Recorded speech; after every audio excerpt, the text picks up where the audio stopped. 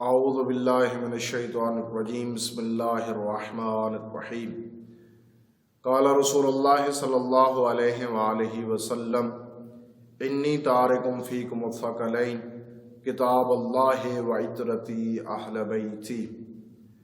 سلام علیکم ورحمۃ اللہ وبرکاتہ۔ محترم سامعین اکرام، خدا کی ذات نے جو اپنی مخلوقات خلق فرمائی ہیں، ان مخلوقات کی خلقت کے بارے میں اور ان میں موجود صفات کے متعلق علی ابن ابی طالب علیہ السلام نے ایک حسین ارشاد فرمایا کہ جس ارشاد کے بعد ہمارے لیے یہ واضح ہو جاتا ہے کہ ملائکہ کیا ہیں، حیوانات کیا ہیں اور انسان کیا ہے۔ امیر المومنین علی ابن ابی طالب علیہ السلام نے ارشاد فرمایا کہ جب خدا کی ذات نے ملائکہ کو خلق کیا تو ملائکہ میں عقل کو رکھا، شہوت کو نہیں رکھا۔ یعنی ان کے اندر عقل والی پاور ہے، تابعداری والی پاور ہے، مخالفت والی پاور نہیں ہے۔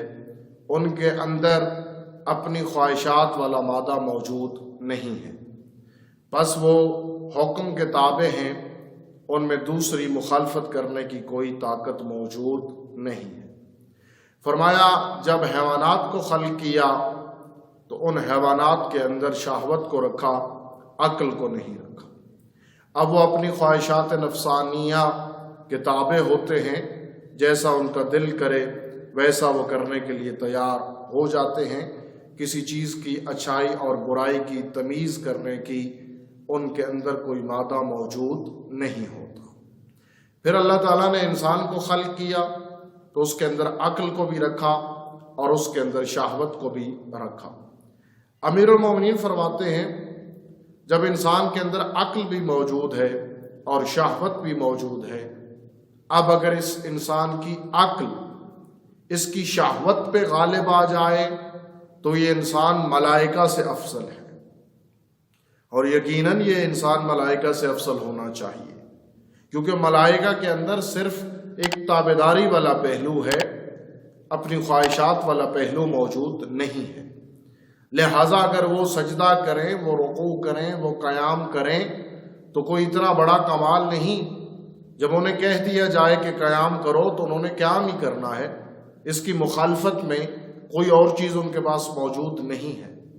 لیکن انسان کو جب خدا کی ذات دعوت دے رہی ہے اور حی علی الصلاۃ اور حی علی الفلاح کی صدا آتی ہے تو اسی وقت اس کی خواہشات بھی اس کو بلا رہی ہوتی ہیں، اور شیطان اس کو اس راہ سے روکنا چاہ رہا ہوتا ہے، اور پھر یہ انسان لڑتا ہے اپنی خواہشات سے اور اپنے اس دشمن سے، اور اپنی خواہشات اور شیطان سے لڑنے کے بعد پھر جب یہ سجدہ دیتا ہے تو اس انسان کا سجدہ اس فرشتے کے سجدے سے افضل ہے کہ جو ساری زندگی سجدے میں رہا، کیونکہ اسے صرف سجدہ دینا تھا اور اسے سجدے سے پہلے اپنی خواہشات کو مارنا تھا۔ اور پھر فرمایا کہ جب اس کی شہوت اس کی عقل پہ غالب آ جائے تو یہ انسان حیوانات سے بدتر ہے، اور اسے واقعاً حیوانات سے بدتر ہونا چاہیے، اس لیے کہ حیوانات کے اندر تو تمیز والا مادہ ہی موجود نہیں ہے، اسے صرف کھانے کی پڑی ہوئی ہے، اسے اس بات سے کوئی غرض نہیں کہ یہ سامنے والی زمین اور سامنے والی فصل میری اپنی ہے یا کسی غیر کی ہے، یہ میرا حق بنتا ہے یا نہیں بنتا۔ لیکن انسان کو علم ہے کہ یہ جگہ میری نہیں ہے، یہ زمین میری نہیں ہے۔ اس سب کچھ کے بعد جب وہ اس پر قبضہ کرتا ہے تو یہ اس حیوان سے بدتر ہے جس حیوان کے اندر عقل و شعور کا کوئی مادہ موجود نہیں تھا۔ تو دوستوں اور بزرگوں، دو چیزیں انسان کے اندر، ایک ہے عقل اور ایک ہے شہوت۔ عقل غالب آئے تو انسان کمال کی طرف جاتا ہے، عقل غالب آئے تو انسان سلیمان و ابو ذر و قمبر و مقداد بنتا ہے۔ شہوت غالب آ جائے تو پھر دکھنے میں وہ انسان شمر، یزید، خولی، عمر ابن سعد جیسے پست کرداروں میں ڈھل جاتا ہے۔ تو یہ عقل شہوت پہ غالب رہے، قیامت تک کے لیے عقل کو شہوت پہ غالب رکھنے کے لیے پیغمبر اکرم نے یہ فرمایا تھا کہ تمہارے لیے درمیان میں دو چیزیں چھوڑ کے جا رہا ہوں، ایک ہے اللہ کی کتاب اور ایک ہے میرے اہل بیت۔ یہ تمہاری عقل کو پاور دیں گے، تمہیں شہوت کا پجاری نہیں بنائیں گے۔ لیکن کب؟ میرے دوستوں اور میرے بزرگوں، جب کوئی انسان مریض ہوتا ہے تو اسے کوئی ڈاکٹر دوائی لکھ کے دیتا ہے تو صرف دوائی لے کر آنا اور اسے گھر میں رکھ دینے سے شفا نہیں ملتی۔ خالی دوائی کو دیکھ دیکھ کے چومنے سے شفا نہیں ملتی، اس کا نام پکارنے سے شفا نہیں ملتی، بلکہ شفا ملتی ہے کہ جب بندہ لے کر بھی آئے پھر اس کو استعمال کرے، وقت بھی صحیح ہو اور جو اس کی مخالف چیزیں ہیں ان سے اپنے آپ کو روکے تو پھر شفا ملتی۔ جب رسول اللہ نے ہمیں یہ نسخہ عطا کیا تو کیا اس نسخے کو ہم نے استعمال کیا؟ جو احتیاط رسول اللہ نے بیان فرمائی اور اس نسخے میں موجود ہیں، کیا وہ ہم نے احتیاط استعمال کی؟ ہم نے تو قرآن کے ساتھ کیا کیا؟ قرآن خریدا، اسے چوما، اسے کپڑے میں لپیٹا، بلند جگہ پہ رکھ دیا، اور رمضان میں اس کو صرف پڑھا اس لیے کہ یہ مہینہ ہے اور کچھ ثواب مل جائے۔ ہدایت کی غرض نہیں، ثواب کی غرض۔ کوئی مر جائے تو ختم کرا لیا جائے۔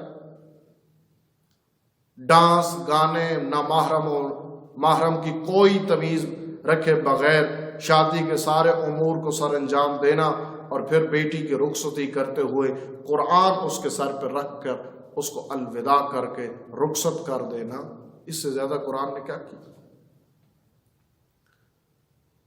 قرآن کو ہم نے قسمیں کھانے کے لیے اپنے معاشرے میں راج کی، اور وہاں اہل بیت کے ساتھ بھی یہی کیا۔ اہل بیت کا نام سن کے خوش ہو جانا، اہل بیت کے ناموں کو اپنے گھر پہ لکھوا لینا، اہل بیت کا نام اپنی طرف نسبت لگا کے رکھ لینا،